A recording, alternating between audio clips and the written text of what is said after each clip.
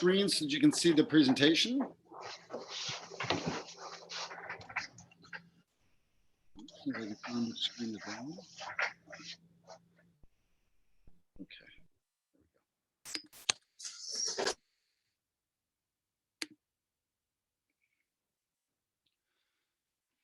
Okay, everyone, this meeting is being recorded so that you will be able to access this as the BES is also accessible. The presentation from last week, you'll be able to access this on our website under the COVID-19 or the reopening page, as it were, that was established over the summer. And again, if you have questions, there will be time at the end. We will take some questions. You can always type them into the chat. Someone will be monitoring those. And if necessary, we'll put together a Q&A document at the end if we have things that we still don't have answers to at this point. All right, with us tonight are Superintendent Mr. Dahara, Assistant Principal Mr. Paravella, Principal Ms. Jody Sullivan, and Director of Exceptional Education Ms. Samantha Brewer. My name is Fred Hutchinson. I'm the Director of Curriculum Instruction and Assessment for the Berlin Central School District. Okay. So what we're about to show you is, sorry. What we're about to show you are two slides. They're opening slides. One is from a document that was provided to schools, to public education on July 17, 2020. And the other is a document that we received on April 7th, 2021. Each of these documents are available on the New York State Education Department website. There are some differences between the two documents. Each were functioning as guidance documents related to reopening for schools. But as we have learned more going through the COVID pandemic, guidance has obviously evolved and changed over time. So the first one, without reading the whole slide, I'd like to point out the language in italics at the bottom of the first paragraph that says that our objective at the beginning of the year was based on concerns that students, families, and staff would return to schools with a fear and anxiety, and that we would need to balance safety with social and emotional needs for students. Okay, there was concerns over capacity, and the guidance documents articulated what we needed to adhere to in terms of classroom capacity and social distancing and mask wearing and those sorts of things. All of our opening documents from August are available online at the school website. This second document, second slide, shows the April 9th, I guess, I'm sorry, it was April 9th, not April 7th, guidance document. And again, there are some revisions and some additions, some evolution to the language. So one of the things that you can see here is that instead of prioritizing for social emotional wellness and safety, it's prioritizing efforts to return all students to in-person instruction. But the dynamic nature of local community transmission of COVID virus, we should use a phased-in approach or a hybrid model combining in-person instruction and remote distancing and learning in cohorts in order to manage the 2021 school year. Now, the Berlin Central School District did employ cohort model, and it is different from the elementary school. So the elementary school has one cohort model that worked for them, and the secondary building has a slightly different model, actually two different models. We'll discuss those as we go through. And then later on, you can see that responsible parties should consider prioritizing in-person instruction for students with disabilities or those who might, those other populations who might be at greater risk for learning loss. So in that, our sixth grade cohort at the secondary building is in 4 days a week. If they elected to learn in person. Many of our students with disabilities or students with special needs are also in 4 days a week, and all of our elementary school students who elected in-person learning were also in 4 days a week. So we were kind of already doing this to a degree. And again, we'll talk about cohorting and what it means for grades 7 through 12. So again, a side-by-side comparison between what in-person instruction looks like from the guidance of July 2020 to the guidance of April 2021. So we must consider the number of students and staff allowed to return in person. That was July. And then phasing in quantity of students in order to remain appropriately physical distance, PPE, and local medical capacity all must be considered according to the April 2021 document.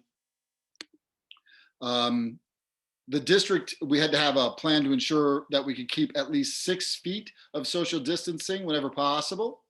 However, you will see that the April 2021 has some language related to 3 feet, and we will discuss that a bit.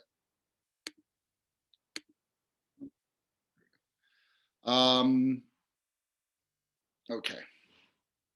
And then also this last section on the right-hand column speaks to what science has shown is a different type of transmission or a different rate of transmission at elementary schools compared to middle and high schools. And we'll address some of those as we go.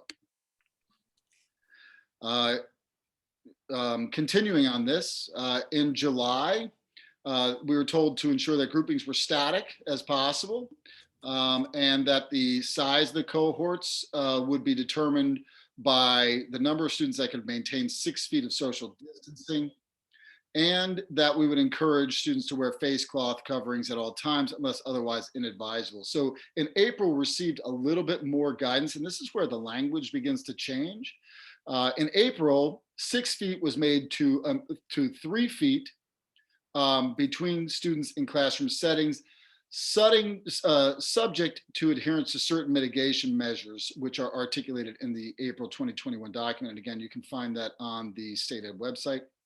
And also that face masks, instead of being advisable, face masks are now required at all times except for meals, unless there are special considerations. We had in our plan required them, with the exception of mask breaks. So that might constitute some of those special circumstances. The language in the April 2021 document around cohorts is new. We had implied, or rather, I guess we had inferred cohorts in our planning over the summer using the July document. However, it was not really defined. In the April 2021 document, cohorts are defined. So we were using this remote and in person, but also we're using yellow groups and green groups. And I'm sure everyone on this meeting is pretty familiar with what that means in terms of learning. The new language from the document says that responsible parties as the school district should cohort students to the extent practicable to limit potential exposure, and that cohorts, particularly for younger students, are self-contained, pre-assigned groups of students with reasonable group size limits set forth by reasonable or responsible parties in their plans. Essentially what the language says is what we have been doing. It continues and it discusses high-risk transmissions in certain counties. We in Rensselaer County currently are a high-risk transmission zone. So we must adhere to additional guidance. However, in middle and high schools, 3 feet between students in classrooms is recommended only when schools can use cohorting. So our yellow-green model would allow us to go to 3 feet cohorting. What this means at this point is that we don't have enough students this is like if you're running a school like Shen or East Greenwich where you have thousands of students, your classrooms may not be able to fit more in at 6 feet or 3 feet. We measured ours out and they seem to be functioning pretty well. It's interesting to note that we are the only school district currently in the Quest R3 BOCES and one of the few in the states that has not had to close for result of COVID. We have had some quarantining on occasion, but we haven't had to close a grade level or a school. Responsible parties should enact measures to prevent intermingling between cohorts to the extent possible, and responsible parties should make reasonable efforts to ensure that cohorts are fixed, meaning contain the same students for the duration of the COVID-19 public health emergency. And again, this is the April 9th, 2021 document that we're looking at. And it says, while the goal is to return all students to in-person instruction, due to the dynamic nature and risk of community transmission, Responsible parties should prepare for a combination of in-person instruction and remote learning to facilitate a phased-in approach or a hybrid model, which may be necessary at various times throughout the 2021 school year. All right, so this last slide is representative of the survey that we had sent out. We did receive several questions, and we're going to do our best to answer these questions to the best of our ability with the information we have currently. I'll ask the first question, then maybe one of my colleagues would like to take up an answer. So will masks continue to be worn at 3 feet?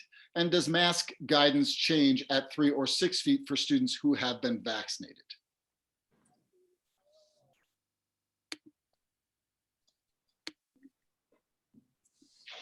So I can go ahead and answer this, Fred. The guidance basically, when they say face masks are required at all times, that does not take into account the separation between students. So they're basically telling us you have to wear face masks at all times, unless you're eating, or if there is a medical reason that you cannot have a mask on. So those are the only two exceptions that we're allowed. Otherwise, they're telling us that face masks are required at all times, whether the student is in the hallway, in a classroom, and so on. So when we look at the question, does the mask guidance change? No, not according to this guidance that we received on April 9th. Okay, the second question is, will students who have been successful in remote learning be able to continue on the cohort schedule? Hello, how are you? Good, how are you? Not too bad. Listening to our new guidelines for school. Hi, Heidi. Oh, Heidi. sorry. That's Heidi, everybody. She's awesome. So she gets a freebie on that one. All right. So will students who have been successful in remote learning be able to continue on the cohort schedule? Does anybody want to field this question? If not, I can. So as we consider options going forward for the middle school, high school, one of our options is going to be remote learning. And so if you have a student who is successful in remote learning, they will be able to continue in that fashion. We have surveyed at the beginning of all 4 quarters all parents to see if they wanted to return students back. Or at least the remote parents who see if they want to return students back. And we've made small adjustments throughout. But yes, remote learning will still be an option for students. What percentage or number of kids 6-12 are already going 4 days a week? Why can't 6th grade attend 5 days a week like BES will be doing? Okay, I can take this, Fred. So right now, our 6th grade students are attending 4 days a week. It's 7 through 12. That is in the green yellow cohorts, in which students are coming 2 out of 5 days in a week. We're working right now on getting all our students to attend 4 days a week, and then looking at Wednesdays. And we're doing it from a building-wide perspective. And so this is a question in which we do need some flexibility from the Department of Health, because as Fred mentioned, the cohort model says that you can only have students in fixed groups. And that is impossible at the high school because our students are taking courses across grade levels. And so therefore, it is important for us for DOH to have flexibility with regards to this. There is a letter being sent to DOH from the BOCES, which will reference a request for this kind of flexibility. There are some other things also to keep in mind.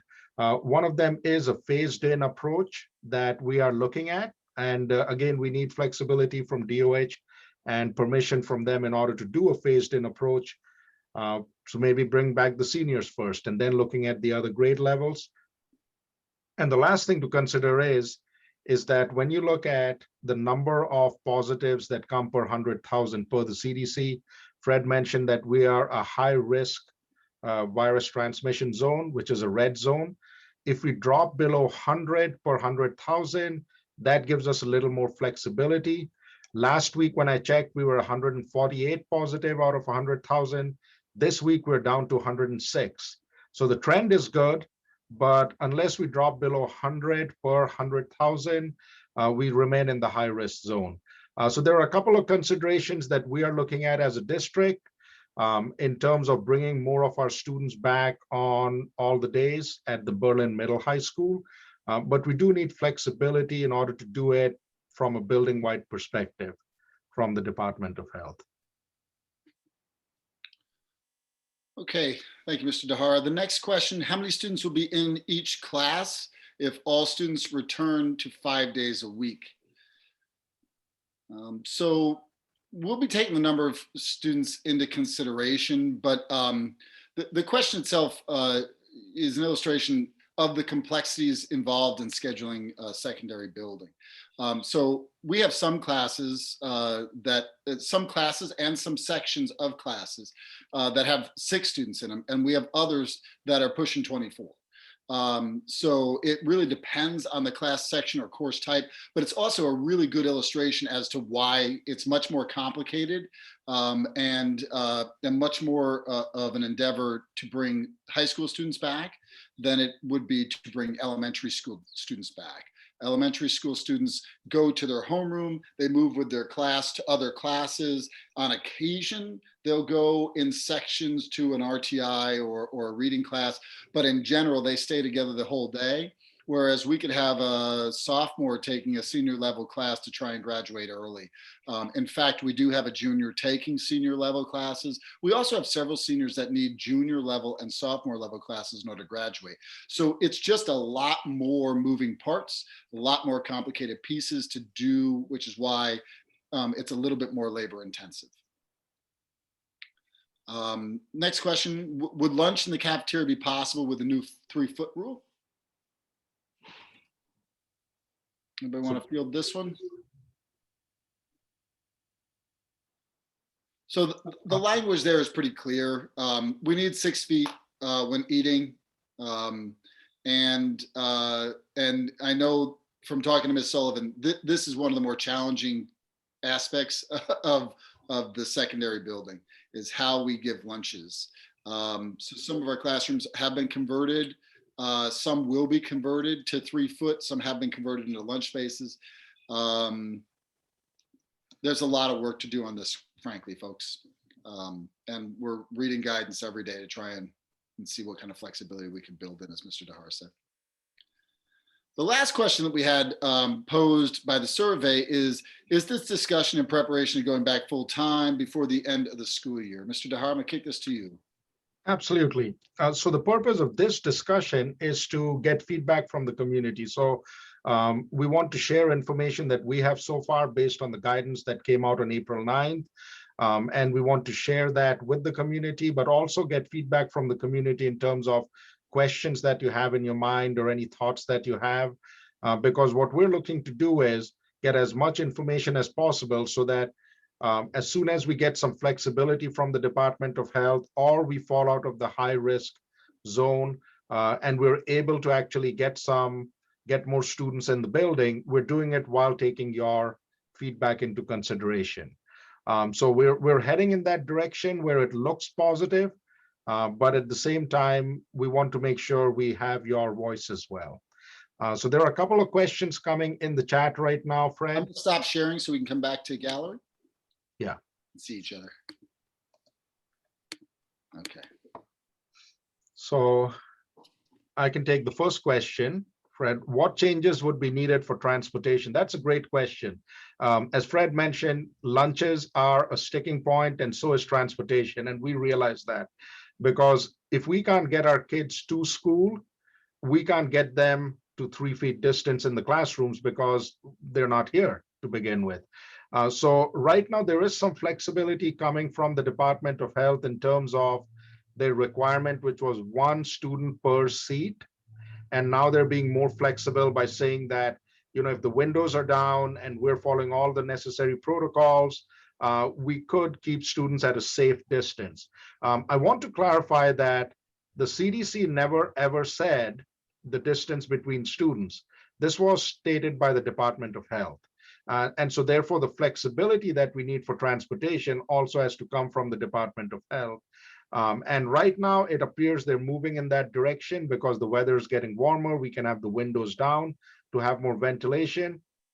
So our hope is that we will get things in writing and pretty soon in terms of allowing us to bring more students at a time and transport them in a safe manner, as is our goal. Do you want to take the second question, Fred? Sure. So outdoor lunch, yeah, Mr. Collin. So we are absolutely looking at that. We've had conversations with other schools that have stocked up, I guess, for lack of a better term, on picnic tables and the like. I know that Mr. Grant is working with Mr. Jahar to try and price some of these things out. And hopefully we can, make some opportunities happen for our kids in this way. We're open to any other questions that the audience may have.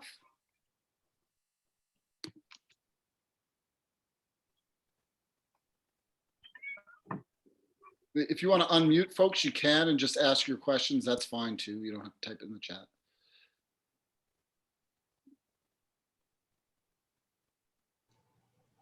Hi, it's Kim. Hi, Kim.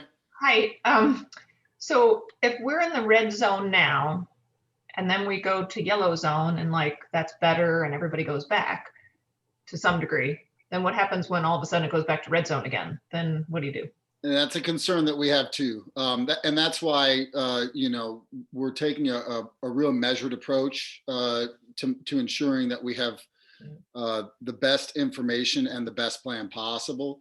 I mean, it kind of goes back to the summer planning. We really could end up being one of the only school districts in the state and maybe even broader than that, to not have a shutdown. And we're very proud of that. We want to continue that. It's not healthy for our students to be out. It's also not healthy for our schools to be closed. So we are going real slow and real smart. We're really, making sure that everything we do is measured and offers the best flexibility possible.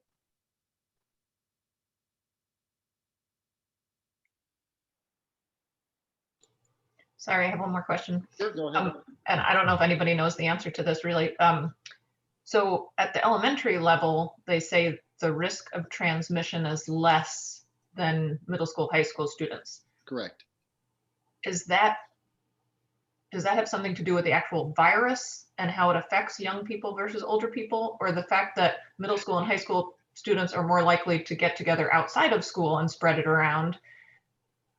And I honestly don't know. I do not know the answer to that. I can jump in. Yeah, I can jump in a little bit, Fred.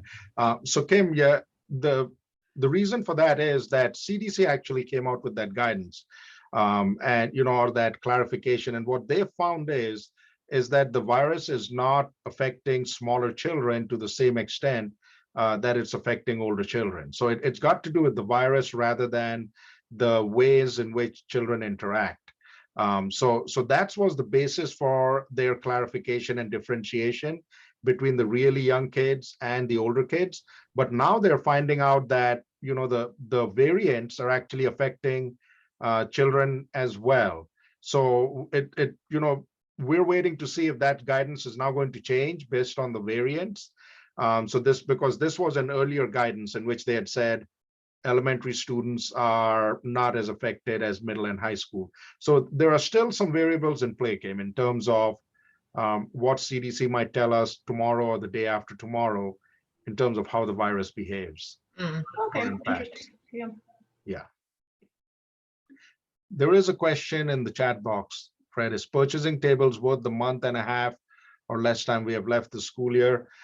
So that's a great question, Heidi. We're looking at it from a comprehensive perspective. In other words, when our students do want to eat lunch outside, which is healthy for them, even beyond COVID pandemic, do we have the ability for our students to actually eat some lunch outside, and sitting at a table? So we're looking at it from that perspective, not just the pandemic, but also beyond it, because the more our students can be outside during lunchtime or recess time, that might be better for them in terms of, not just eating lunch, but also enjoying the outdoors. So we're looking at it from a comprehensive point of view, and not just a short term for the next couple of months. That's a great question. Yeah, it could also be used for instructional purposes too. We have several teachers right now that are taking kids out and just sitting on the lawn doing classes, having picnic tables, strategically placed. We could capitalize on that courtyard a little bit. In the future, we could have different classrooms doing different things outside. It's such a beautiful region that when especially when we look at our environmental sciences, I could definitely see them capitalizing on the opportunity as we go. So we have another question. Have you considered that these changes would be better starting with the 21-22 school year? So by these changes, I do need to ask a clarifying question. Are we referring to changes in terms of scheduling, bringing more students back, or changes in terms of the picnic tables? I just want to clarify so that I can answer accurately. These changes, if they would be better. Overall, I would say a lot of these changes depend on the guidance that we get. All changes to the current plan. Okay, thank you. So basically, a lot of it depends on the guidance and the flexibility that we get from the Department of Health. We're planning because based on the trend that we went from 148 out of 100,000 last week to now 106 out of 100,000, we might be coming out of the high risk zone shortly based on the trend. Unless something changes. So we do want to go ahead and plan for it. The more our students can be in person in terms of opportunities that we offer, the better it is for our students. That's our belief. We do want our students to come to school more in person. So we are looking at this year, but a lot depends on the flexibility we get from the Department of Health. So we can't commit to it at this time. For next year, that's a whole different scenario because we have to look at it in terms of what happens in the summer and then going into next year, if we are going to keep such models in place or if we're going to have something completely brand new going forward. Fred, jump in if you have something else to add as well. We have one more new question down at the bottom. If we stay in a red zone, there will be no changes. Well, I think that that's a complicated question. If we stay in a red zone, then I think that we're still going to try and bring sixth grade students back under the elementary alignment to 5 days a week. Cohorts become a little bit more complicated. And there is a really stark difference between K through 6. In our building, we have sixth grade at the middle school, high school, but actually according to state ed, sixth grade is an elementary class. It's an elementary grade. So for spacing purposes, years and years ago, it was moved to the middle school, high school. But for academic purposes, we can operate sixth grade under elementary guidance. It doesn't mean, there's a lot of discussions to have, to happen. Cohorts, when kids start to intermingle with different classes or different grades, that's where it really becomes a much more complicated scenario. And in a red zone, we can look at cohorts, but we still need permission from the DOH before we can implement it. For example, I had mentioned before grade level cohorts. That is something we can look at for grades 6, 7, 8, but we need permission in order to actually do it that way. Similarly, when we look at phased in approach, like bringing back the seniors, that is something we have to do it in coordination with the RCDOH. So in a red zone, it is still possible for us to do certain things, but we cannot just do it off our own. We need to work with DOH in order to get that accomplished. I know there's been a lot of inconsistencies of like different rules, the state says one thing and the DOH says something else and the CDC says something else. I just find it interesting how they want to keep the cohorts, and I understand that. But then how does sports play into all that?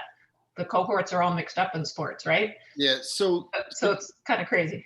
Yeah, so Kim, you gotta, we have to always remember to contextualize all this stuff. So New York State has 5 major city schools with over 10,000 students.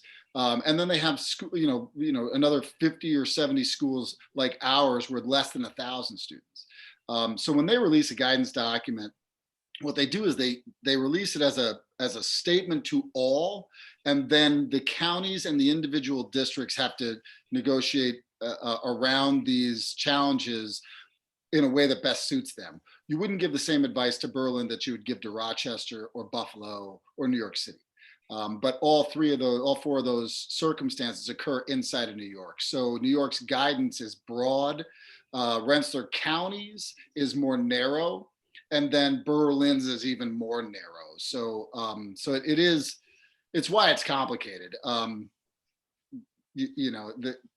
We always have to filter these things out according to what we can accomplish. Yeah, and also to keep in mind, Kim, it's like, you're absolutely right. We're getting guidance from 4 or 5 different sources, and all of them are expecting us to do something, which is aligned with their recommendation. So today I read a guidance which came out just today, in which the New York State DOH has told us that they supersede the county DOH as well as CDC in terms of recommendations. Now, CDC is national, and so New York State is saying that if CDC tells us yes and the DOH says no, we have to follow DOH. So as you can see, there's also some conflicts between them. What we're trying to do is create a safe environment for our students.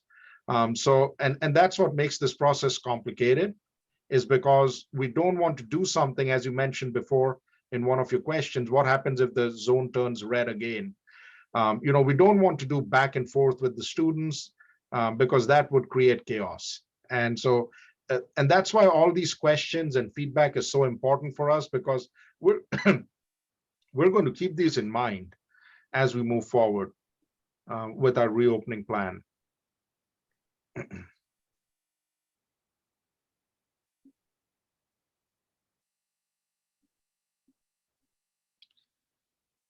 So if there are no more questions off the top of your heads, that's fine.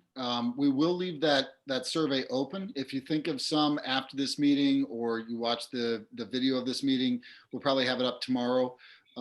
Then you can always ask us those questions through that format of the survey.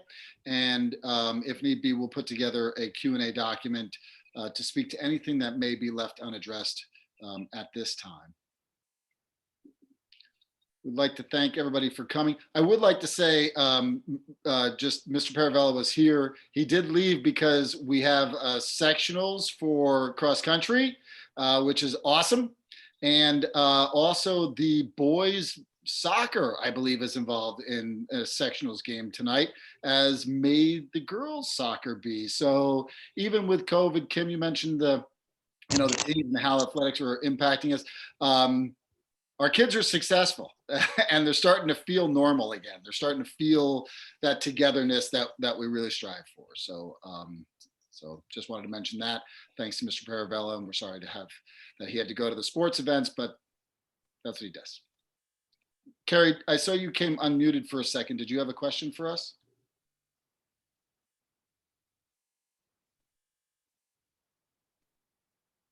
Okay. All right. Thanks everybody for attending. And in the next day or two, we'll have this video up on our website, and you can share it with your friends, and we'll get to any additional questions as they come. Thank you. Thank you. Thank you. Thank you.